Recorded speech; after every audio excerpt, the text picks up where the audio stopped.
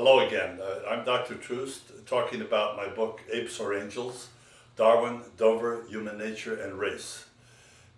Although we've been talking for 5 segments on this various topics related to my book, I'm going to mention a brand new book that just came out called Real Education by Charles Murray.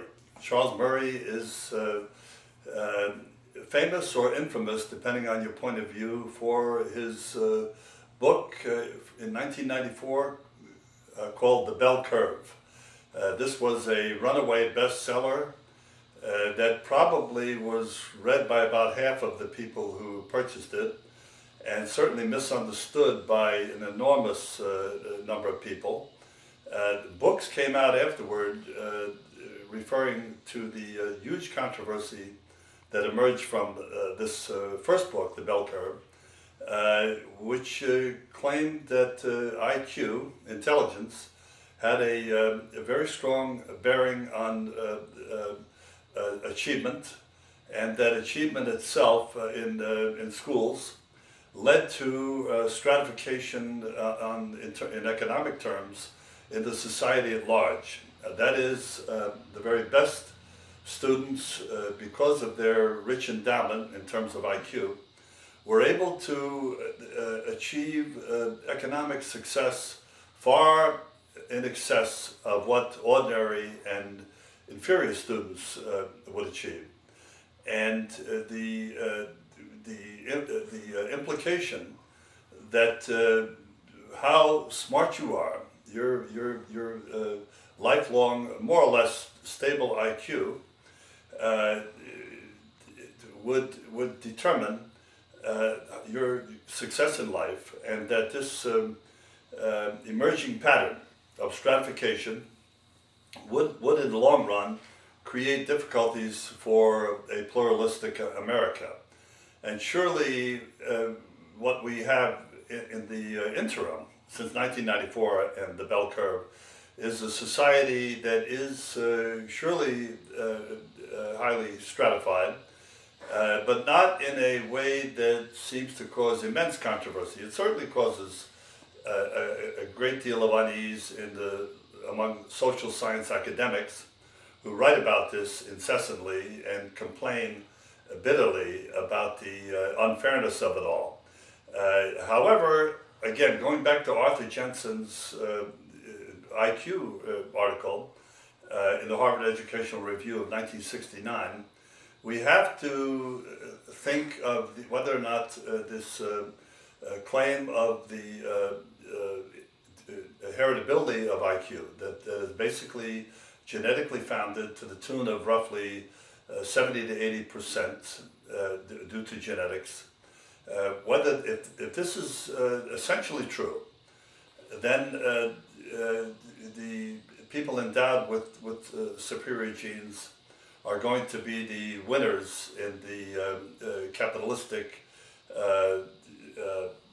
game of winner take all, so to speak, and this will make a lot of people unhappy who are the losers and those who defend them on the left of the political spectrum. So Real Education, Murray's book, basically says that Jensen is right, and certainly most psychologists and the APA all agree that the science is in on the topic of IQ, that essentially is genetically determined. It can be modified a little, and it can be certainly within the realm of one's IQ, one can achieve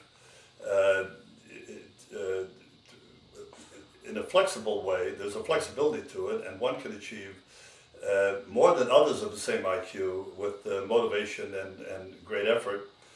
So certainly none of this is an ironclad sentence to very specific results. However, it does, according to Murray, there are limitations imposed by the reality of IQ genetics, which we have to learn to live with. Several things he's saying here. He's saying that half of the children in America and for that matter in the world, are below average. And this is just a simple fact from the scale of IQ from 0 to whatever you want to use, but the IQ scale that has 100 as the mean, and which is the mean for white Americans. Obviously, about half of the children of America are going to be below average. And the kids that are below average should not go to college. If college curriculum is spelled out in the traditional way, not in the new way in the last couple of decades, but in the traditional way, it is too rigorous for those below 100, and certainly they ought to be doing what they did many years ago, and that is getting into a variety of certification-oriented programs such as plumbing and landscaping and a whole variety of occupations that would allow them to fulfill their own personal dreams. College ought to be for those that are probably 110 or more, perhaps between 20 and 30% of all children can eventually succeed in college, more or less. And of course, the higher the IQ, generally, the better the college they can succeed in, and the better their academic performance in general. So, real education says that we are going in the wrong direction with No Child Left Behind. We have attempted to raise IQ by spending billions and billions of dollars, beginning in with the study done. We began this project of raising IQ roughly in the 60s, for the most part, and this became a crusade where the federal government spent billions, and I mean billions, on a variety of projects, some big, some small, to intercede and attempt to raise the IQ of poor, underprivileged children, mostly blacks and Hispanics, and to bridge the so-called achievement gap.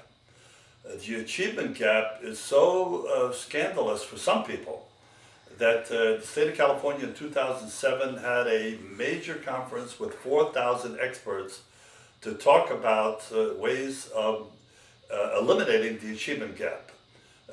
Using the National Assessment Test, the NAEP, we find that 12th grade black children have a knowledge that is, in terms of means, an average knowledge, equal to the mean of 8th grade white children. There's a 4-year gap, which is an awesome gap. It's a tremendous gap. And this is the black children who have reached 12th grade and are ready to graduate, when roughly 50% did not finish in the first place. They have roughly a 50% dropout. So we're looking at a chasm which romantic educationists and idealists want to bridge. The Abecedarian Project, the Coleman Report, Title I, federal government's Title I, and No Child Left Behind, George Bush's pet project, have led us to a conclusion that achievement itself, regardless of IQ, cannot be altered significantly. It can be altered some, but not significantly. And IQ has never been found to be able to be lifted significantly by any of these projects. They have good results early on, and then later on, like in the Abecedarian project, preschool children who had significant gains for instance, a total of 5 IQ points on average, would that difference, that achievement would be gone by age 21. Thank you very much.